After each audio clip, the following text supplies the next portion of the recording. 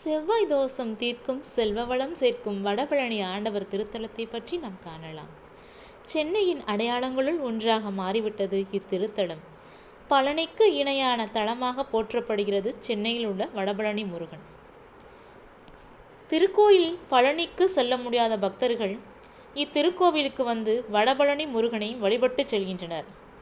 சாதுக்களால் பிரதிஷ்டை செய்யப்பட்ட இத்தலத்தில் வள்ளி தெய்வானை மூலவர் வடபழனி ஆண்டவர் எனும் திருநாமத்தோடு அருள்பாலிக்கிறார். இங்கு முருகப்பெருமான் காலணிகளுடன் அருள்பாலிப்பது விசேஷம்.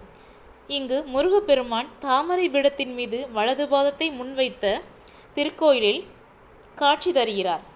பக்தர்களின் வேண்டுகோளுக்கு உடனே வந்து அருள் செய்ய முருகப்பெருமான் ஒரு அடி எடுத்த நிலையில் அருள்பாலிக்கிறார் என்பது பக்தர்களின் விளக்கம்.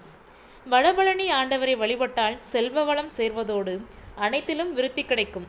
இங்கு உள்ள முருகப்பெருமானை வழிபட கல்யாண வரமும் பிள்ளை பாக்கியமும் கிடைக்கும்.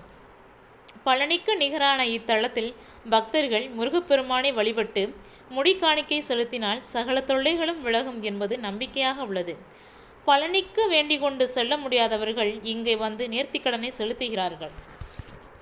வடபழனி ஆண்டவர் திருக்கோயிலில் திருமணங்கள் நடைபெறும் தலமாகவும் அமைந்துள்ளது. ஓராண்டுக்கு கிட்டத்தட்ட 7000 திருமணங்கள் இந்த வடபழனி முருகன் கோயிலில் நடக்குது. இங்கு திருமணம் செய்து கொள்வதன் மூலம் தங்களின் இல்வாழ்க்கை சிறக்கும் என்பது மக்களின் நம்பிக்கையாக உள்ளது. வடபழனி முருகன் கோவிலுக்கு நாமும் சென்று வழிபடுவோம், முருகனின் அருளை பெறுவோம்.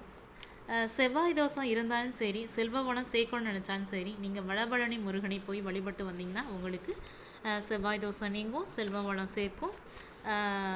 முருகனை நாமும் வடபழனி முருகனை சென்று வழிபடுவோம், முருகனின் அருளை பெறுவோம்.